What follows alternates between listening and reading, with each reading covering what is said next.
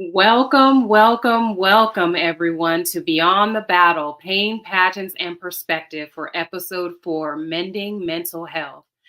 Thank you for joining us today and coming in just because you know that this show provides uplifting and encouraging stories to let you know that you are not doing this struggle on your own. Today, in Mending Mental Health, we will be talking with social worker Lanette Zapata, who has been a social worker for 9 years and is all about empowering people and driving change and growth in our community. So, without further ado, let's bring Lanette to the stage. Hi, how are you? Good. How are you? Thank you for coming on tonight. Yeah, I'm thankful for you inviting me, really. This is a really important subject, and I think the more it's talked about, mental health, the more we normalize it. Correct. I believe that you are absolutely correct. So, before we get started, tell us a little bit about yourself because I'm sure that I did your bio no justice. Oh, it's okay. I'll tell you a little bit. I like to be a little bit on the personal level. I think that makes everything a lot more human, right? When you share, I think it's in sharing stories that you make connections and relationships. So, a little bit about myself. I'm a UTSA graduate. I'm very proud of that. I have my master's in social work. I'm currently working on my clinical licensure to be an independent practitioner. I like to share this just because I think it inspires people. But I am a ninth grade dropout. I dropped out in the ninth grade and I achieved my master's.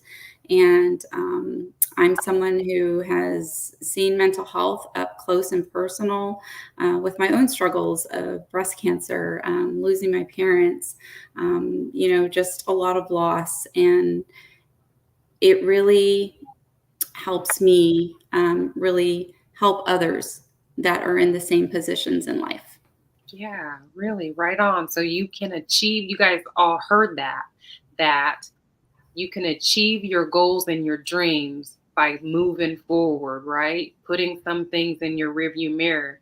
She went on to achieve her master's and is continuing her education. And I love, love, love that, Lanette. As you know, that mental health and continuing education are two of the three pillars on my platform. So I absolutely love hearing that.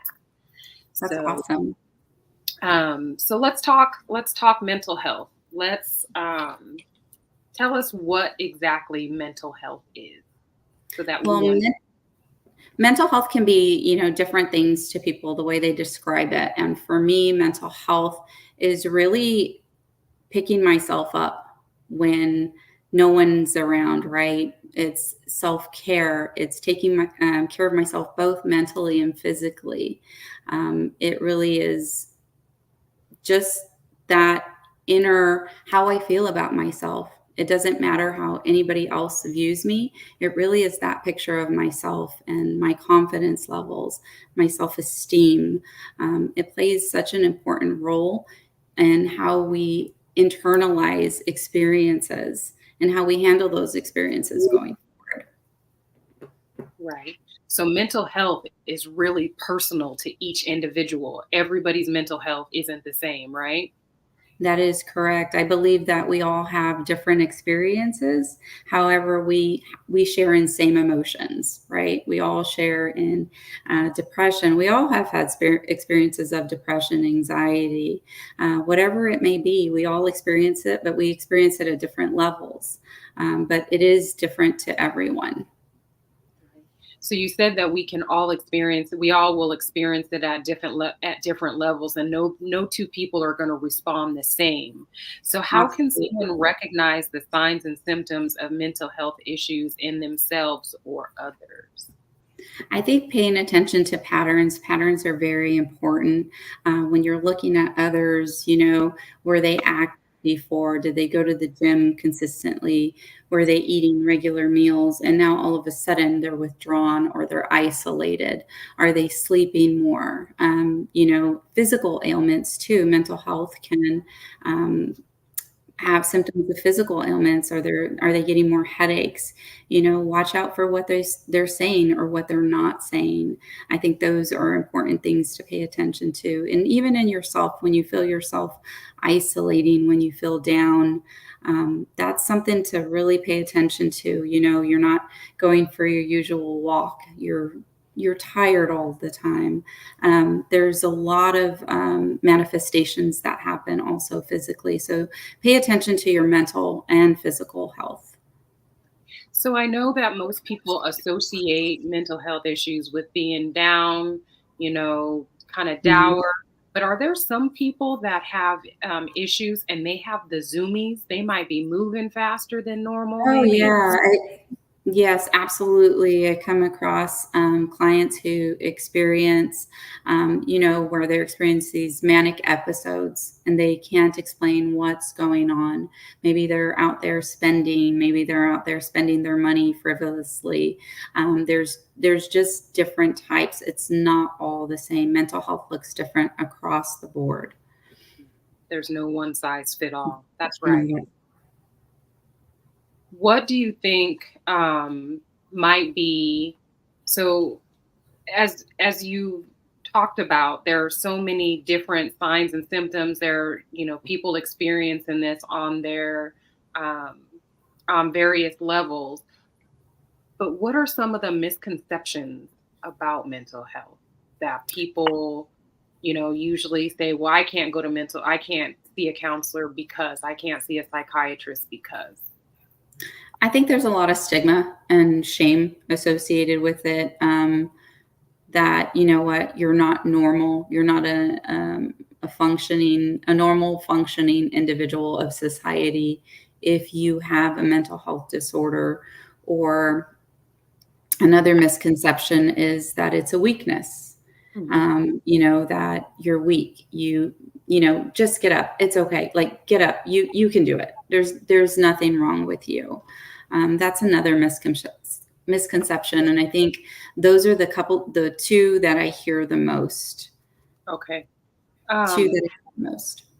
is there so, I grew up in a unique environment where a lot of times, I was kind of told that, you know, people that suffered from, mental health issues came from certain backgrounds or certain socioeconomic status. Is that true? Can we actually believe that? Is there science to this? If there's people that have mental health issues that come from a socioeconomic status of like lower income. Or yeah, maybe it's Yeah, lower I think the environment definitely has an impact on mental health. I think people who don't have access to mental health. I think there's truth in that, but I don't think a certain race is predisposition to mental health disorders, right? Like a Hispanic population or African American population. Or do they have more depression than the other? It, I think those are misconceptions. Okay, understood, understood. So, how do we how do we get what are some steps or tools that we can use to help, break up these misconceptions, these stereotypes? What are some of the things that we can actually do to kind of blast these myths? Because because clearly the world that we're living in right now, lots of people need help, right? So whether it Um, Absolutely. Lots of people need help, especially after COVID. I think it's something that we're seeing in our a lot younger individuals, especially I would say high schoolers, even middle school, elementary school, experiencing anxiety, social anxiety, before, they were doing their work on a laptop. It was virtual. They got so used to it.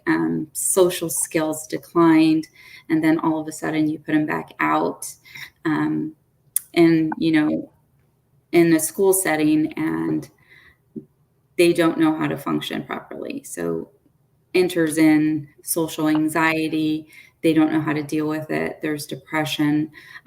There's just so much that comes with it.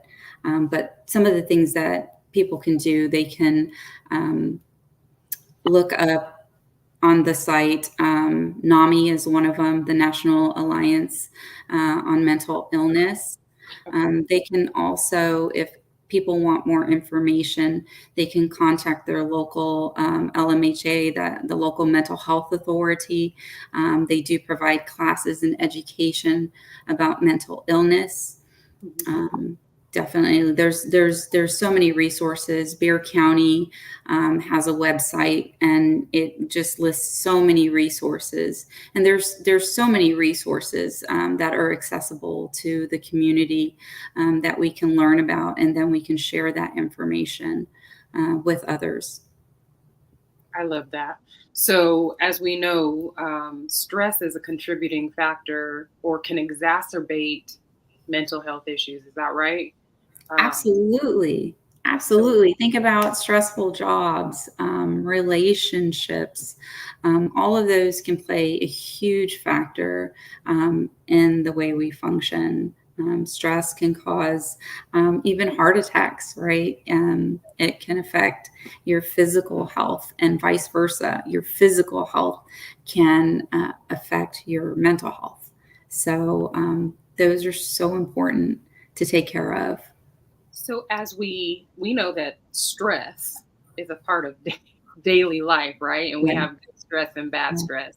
What are some of the things that we should be doing? Because, like, for the most part, most of us know we need to take a step back. We need to sit down. We need to eat healthier. We need to probably have less screen time. What are some of the big things that we really should be honing in on when we're trying to reduce our stress? Sleep, exercise. I think those are the two big ones, right? Sleep and exercise, and really those grounding skills, that breathing, taking the time out to breathe, the meditation, even if it's just for a couple of moments, to step away from the busyness of life, right? Just to step away, even if it's for a few moments, to take time to reset. I think that's really important, and I don't think we take enough time to just take a step back, step outside, and really breathe and really feel those breaths in and out, because that really changes your state. And that is a form of grounding, inhaling and then exhaling very slowly. It really changes the pattern. If you're anxious, anything like that, if you're stressed, it really does change. I will tell you, I am what did I say when I first met you? If there was a such thing as a AAA personality, it would be me. Like one of those things that I feel like just absolutely like blows my mind. Somebody will be like, "Oh, Kendra, just relax, relax, relax. What is that?"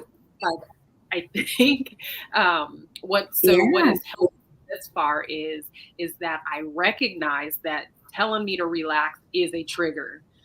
But most importantly, I recognize that I don't really know how to relax. And so I think identifying that and trying something new, like I have this whole big craft room behind me. I wish you guys could see all of this madness that's in here. But it is what really tones down the noise. So I would say try something new. If you've tried breathing and it didn't work, don't hyperventilate. That's absolutely right. I always tell clients it's not a one size fits all approach, right? What I Right. tell you to do may not work for you, but it's okay to explore different things, because you might come across that one thing that really does magic for you. And it could be as simple as taking a walk. It could be as simple as breathing, right? And if somebody were to tell me to relax too, I'd probably go off and not relax and become more stressed. But it's different. It's going to look different across the board for everyone. Um, and for me, my escape really to reduce that stress is exercise, because it I love that. also ups the endorphins, and that's the feel good hormone. And so that's always very important. To me, that's what works for me. But what Right. works for me may not work for you. Right. So it's I important to know accept. exercise has been a tremendous stress reliever for me. So while we're talking about stress relievers, I want to give a shout out for Seek and Destroy um, Rage Room.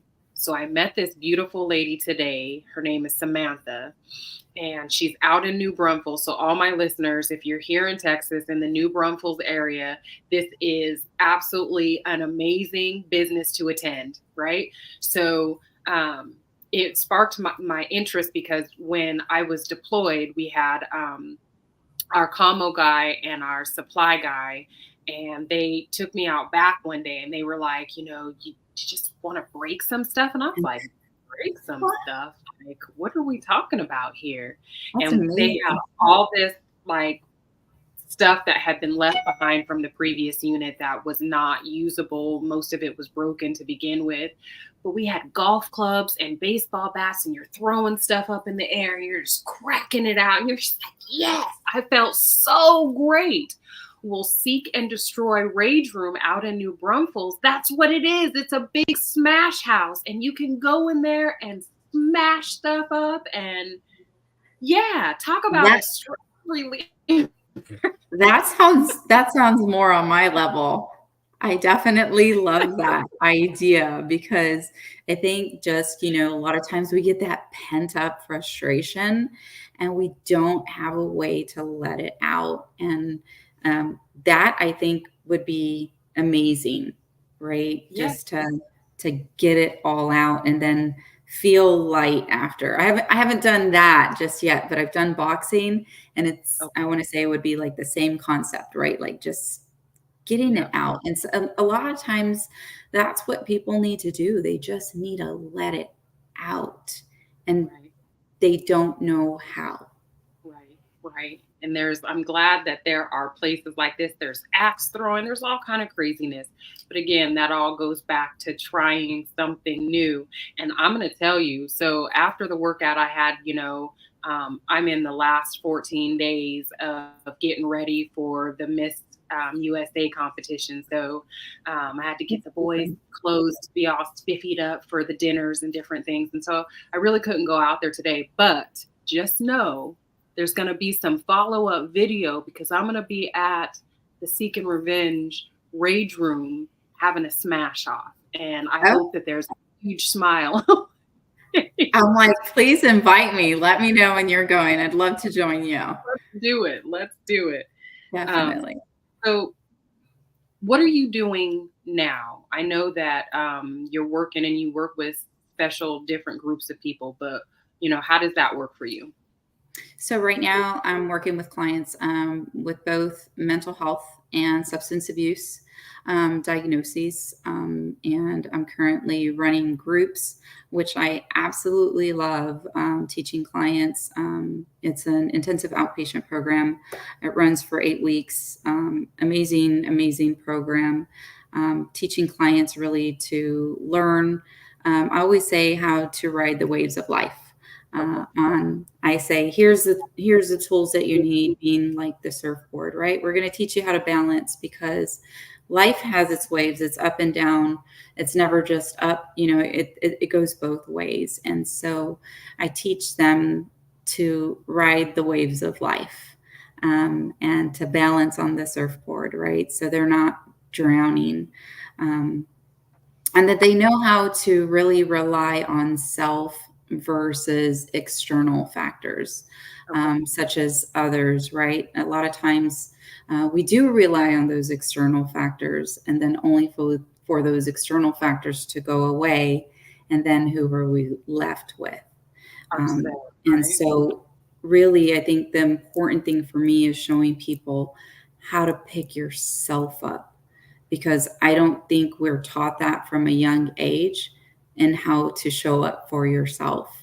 And that comes in a lot of forms, your self esteem, your self worth, your self confidence. All of those play a huge role in the way you show up for yourself. Right. So that's a really important component. And I think when I ask people if they if they show up for others, when they're struggling, and we say, I'm so sorry you're going through this. Like, how can I help you? What can I do? Like, tell me how I can help you. And you talk to your friend like that. And so the next question I ask is, do you talk to yourself like that? Ooh, burn, right? Yeah, Yeah. like with kindness and grace and love, right? Like you want to be there for somebody, but often we don't. We really criticize ourselves, and we're really hard on ourselves. We think we should have everything in order, perfect. The life, and we're just really judgmental and critical, and you never grow from a place of self hatred, um, or just low self-worth and being mean to yourself. Like, you have to come from a place of kindness and grace, to move forward. Right. I think I think that being prepared to also, so that you don't send yourself into a trigger, is when you are asking somebody, are you okay, or how can I help you? What is it that I can do for you? You have to really be prepared for what you're going to receive. You know what I mean? There are people out there that are so broken and hide it so well. So being truly, truly prepared for that will also help us be prepared for ourselves. I Yeah, think, absolutely. I'm a big encourager of reading, those the self-help books. One of the biggest things I love, and I've talked to you about this prior, but it's the book called The High Five Habit. And it yes. really is a book about showing up for self. And I do go out on my own social media and I talk about this book, by chapter, and I'll go through the whole book. And the amount of feedback I receive, it is absolutely phenomenal. People message me that I haven't heard from, and they're reaching out saying, "Hey, Lanette, I need help. Can you help me?" Right. And it really is just putting it out there and saying, and actually opening up a little bit about myself, saying, "Hey, I've struggled too. It's Hmm. okay. It's normal." And like you said, some people just hide it better than others. I But we all have issues of life. We all deal with it. Right. I noticed that you said that you help those with substance abuse as well as mental health. Um, Absolutely. is it also a misconception, maybe, that mental health or substance abuse, those that use substances have mental health problems and vice versa? Is that really a common or is that actually, is there No, some that truth to that? No, there's that co-occurring. Usually, when somebody has a substance abuse issue, there's an underlying issue, right? That mental health issue that hasn't been addressed. And so really the alcohol is just a solution to their problems. So there is an underlying issue. Usually, we do those types of things to numb, whether it's in the form of alcohol, whether it's gambling or spending money or overusing the gym. There's different forms, substance being one, to really numb the pain because we haven't been able to cope or deal with it. But those two do So go hand I in hand. love before we go, we're going to put the name of that book back up on the banner so that Yeah, so the viewers can, matter of fact, let's do that right now. Let's put that banner up so people can start looking it up right now. And it's The High Five. Habit by Mel Robbins. She's so good.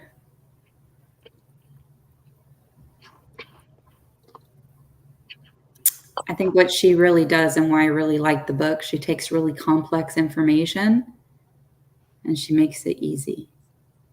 to understand. Show that the high five. Excuse my lack of title and capital letters, but It's all good. I think people will understand. yeah. So listeners, viewers, let's, if you have an opportunity, it's a great book. She recommended it to me before.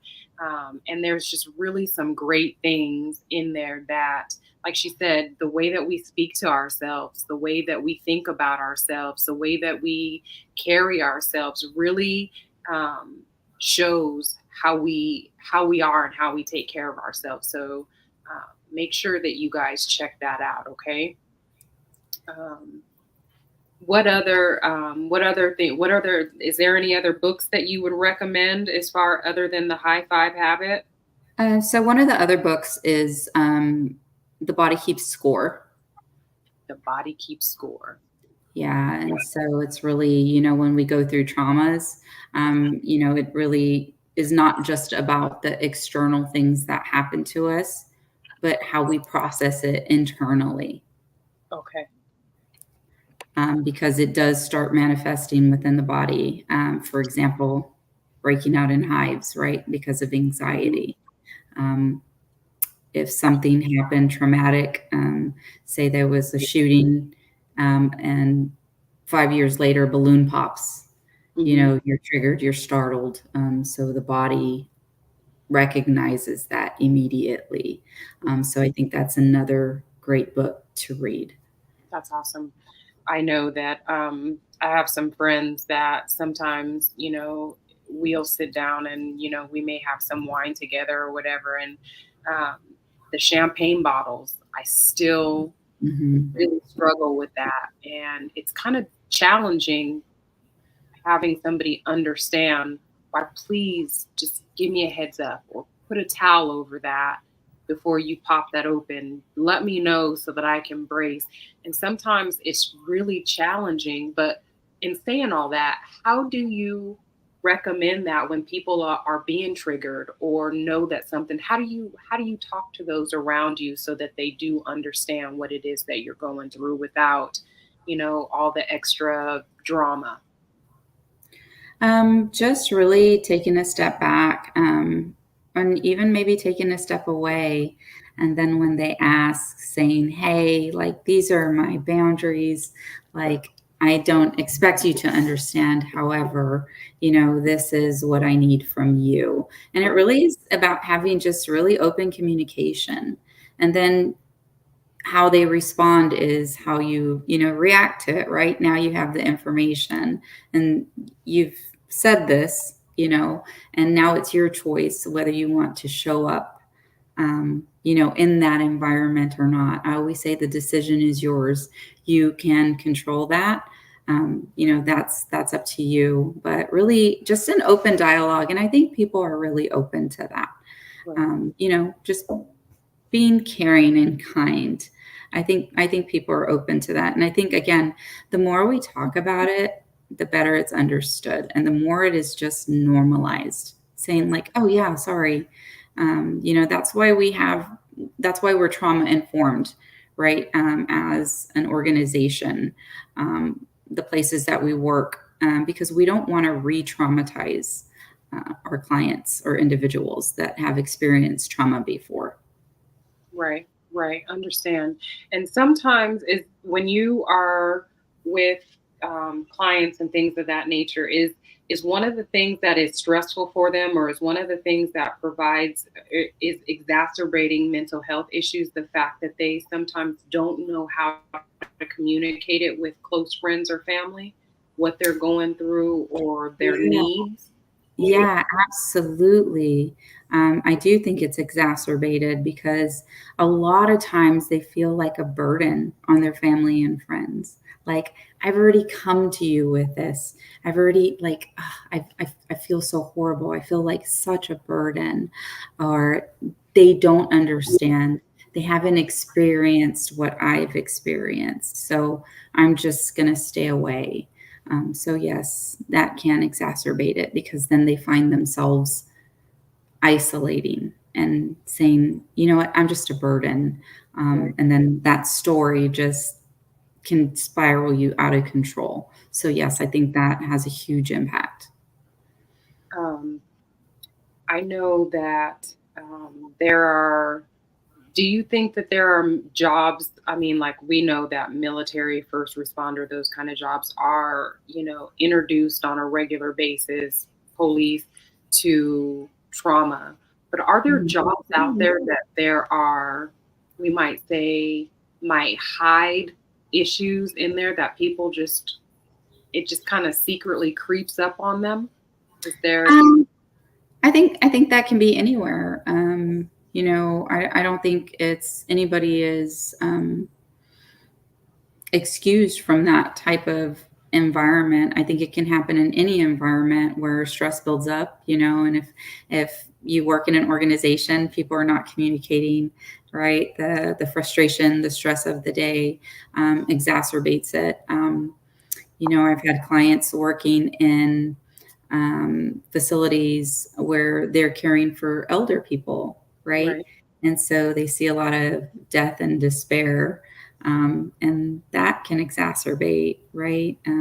If they don't process what they experience, right, and they just internalize it and they hold it, and those things can exacerbate. I don't know if anybody keeps it secretly, but I just think it happens all over. So, when we recognize the signs and symptoms of mental health issues, what are good ways to ask for help? What are where if I, maybe if I don't feel so supported, what's a good way to reach out and just say, hey, you know what, I need help, and then I'll share a little bit about the time that I finally realized, like, oh sis, you have some issues, you need some help. Yeah, I think if you don't want to go reach out to family or friends um, because you're experiencing stigma, I always promote 988. 988 is simple. Um, they can call or text if they want to text. And like I said, sometimes individuals in that moment, they just need someone to talk to and they need some guidance because they don't know where to go. And so Right. they can provide that information to any individual. It's a national hotline. So, again, 988, you can call or text those numbers and they will help you. They do have people that you can talk to. And like I said, it really is awesome that they're starting to put more resources out for the community. But also, talking to your family and friends, you would be surprised. Like, there's so many people, again, that have experienced so many of the Yeah. same emotions. Right. Yeah, So just I was probably mid-career at this time in the Army, and I am fresh off of deployment. And when I say fresh, I mean like hours off of a deployment. And my little one was with family in another state. And I was happy. I was truly, truly happy to be home. And but I was exhausted. I was physically and mentally exhausted, and the physical exhaustion, I completely knew it, right? And mhm. so I'm a cereal eater. I love sandwiches, and I went to the Walmart to just get a few things to kind of tide me over because we still had reintegration and all of that stuff that we needed to do. And I'm in the store, and it's super late, and this lady, she is dressed to the nines. I don't know who is dressed that well at that hour, but so be it. Um, and so she had one baby in the buggy and one little buddy that was maybe 3, maybe 4, and he's just kind of running around. And she is talking on her phone at the checkout, at the register. Um, and so this is around 2010, so the whole self checkout wasn't as prevalent at that time. Mm. She's putting one thing at a time on the computer, belt for the cashier. And I'm already like, are you kidding me? Are you Yeah. kidding? So I don't say anything, and I'm just kind of swaying back and forth, standing there humming Jesus on the main. Um, and the little buddy has snot. Like he's a snot factory. Some of it's dry, some of it's not. And he's running around and he's breaking stuff and opening little chippies. And she's still on the phone. And while she's on the phone, though, she's talking about her spouse, and she's discussing how, she's going on, and she's, how much she loves him. But in the next breath, she's talking about how, he's always gone for work, he's never home. And she's, if she wanted to be a single parent, she would have just had kids without being married. And when he's home, he's smothering her and she can't breathe, and all of the things, right? And I was like, man, she really loves this guy, but she doesn't know if he gets on her nerves or if she loves them the most, right? Yes. In the meantime, the little buddy in the buggy is starting to kind of whine and rub her eyes. The littlest buddy has stepped on my toe probably 10 times at this point by now. Oh no. And the lady's still putting one thing at a time on the conveyor belt. And I made eye contact with the cashier, and it was just like we had this mutual understanding. And all of a sudden, I snapped. I just snapped, and I was like, are you kidding me? Are you kidding me? You are talking on the phone, putting one thing at a time on this belt. You got 11 things in here. I was like, your buddy is running around with the snottiest nose in the whole world. I was like, you have a loving husband who clearly is working to provide for you because you're dressed like a mannequin out of a high-end super department store. I was like, but yet all we're doing is complaining. I was like, please get yourself together, get your family together, and get out of the store so the rest of us can just move on. I didn't say any swear words or anything like that, but you can see the look on those children's faces. Are like, oh my God, is this lady getting ready to beat my mom up? Oh my God. And so I noticed it and I witnessed it, and I just left my cart and I walked out of the store. It's raining or whatever. And I was like, yo, you just blew up on that lady in front of her babies. That is so not cool. And so at that point, like, one of my things that my mom used to always say when I was younger was how I was her optimistic and positive kid. And in that moment, I was not optimistic. I was not positive. I was beyond bothered. And what I did was that outburst was not right. It wasn't okay. And if I can have, because I felt like in the moment, I felt like that was a little outburst. But looking back on it, if I had have done that to me, we'd have probably had a misunderstanding, a whole misunderstanding. Yeah. It probably right. It probably wasn't that small in the grand scheme of things. And so at that point, I recognized, you probably need to talk to somebody. And I remember he was my then fiance, my now husband. And I was like, man, I just snapped this lady up at the store, blah, blah, blah, blah, blah, blah. He was like, it's okay to talk to somebody. He was like, you're doc in the unit. He was like, you spend your time talking and helping everybody else. Who's helping you? Who's taking care of you? Right. Put that into perspective for me, because I was like, I keep telling people to go get help. Maybe you should try it yourself, sis. Yeah. That was the recognizing step for me. And so I say all that to say that when you recognize it, it is okay to get help. It is not okay to sit in your madness and sit in your frustration and your stress and let these issues just build.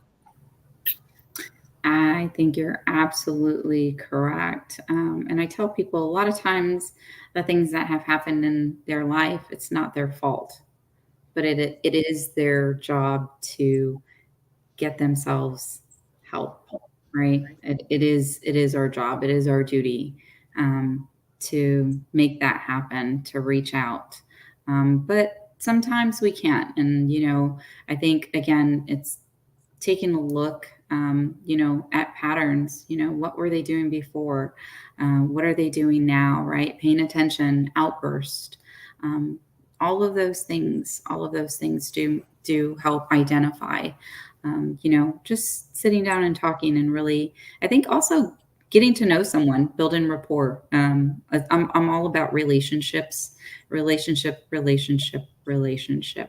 I think the more that somebody trusts you, the more you can get out of them. And it really is about being non-judgmental, and really just really caring and seeing the person for who they really are. Mental health issues don't make a person a bad person. It makes them a person with mental health issues. Yeah, I always just say, like, people are stuck.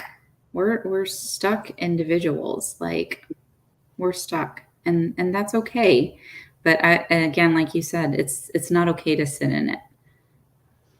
Right. So we've done a lot of chatting. We've Yeah, talked about various things, signs and symptoms, resources, great books to read, recognizing or being able to ask for assistance. yeah. What advice, if you could say anything to our listeners today, anything, whether it's a story, a piece of advice, what would you say to them? I would really say to be kind to yourself. I think I see it too often. Um, that we are just, again, just so critical of ourselves, and really just be nice, show up for yourself in that way. And I think that you will grow tremendously. I think that's one of the things that has helped me along the way, is to stop being so critical. Um, you know, None of us escape this life. Uh, right? We all have a date, and don't spend it living in isolation and fear and in depression. Like, be kind to yourself, get the help that you need, and yeah, like, things are going to be okay. I like it. Well, I want to thank you so much, Lynette, for being on the show and for giving us such great advice and helping us identify some. Before we go, what Yeah. are what are some risk factors? Are there risk factors for mental health issues? Yeah, absolutely. I think, family history is a risk factor. I think unemployment, risk factor. Not fitting into groups, just like the isolation. Um, I think financial, that's, in today's economy, huge risk factors for mental health issues. um, I think also, domestic violence, mental health issues. There's just a lot of propensity for mental health issues surrounded by that. Understood. So Absolutely. thank you so, so much for being here on the show and providing us with your great wisdom and knowledge. And I hope that we have you back soon. Thank Maybe we'll you. have a short yoga session before we get That into. would be awesome. That'd be awesome. We're first, like, that, what was it called? That smashing session. Yeah. Yeah. And then a yoga after, right? To calm down. That'd be amazing. They need to put those two Yeah. together. Awesome. Absolutely. Awesome. So we will see you next time. And I promise you, before I go to the Seek and Destroy Revenge Room, I will text you. That's Okay. that's awesome. All right. Thank you so much. And best of luck to you. I know you're going to do amazing. Thank you. Thank you. I truly appreciate that. All right. Thank you so much for having me. Okay. See you later. Bye bye. Friends. I hope that you enjoyed today's episode with all the knowledge and wisdom that Lynette shared with us, helping us understand what mental health is, what it looks like, what the risk factors are. And remember that for the most part, we have a choice, and it is our job, as she stated, it's our job to make sure that we are taking care of ourselves, right? Nobody is going to take care of us better than we do. So look out for yourself, Be kind to yourself. Be kind to others. The world isn't easy. Smile because it might just save somebody's life.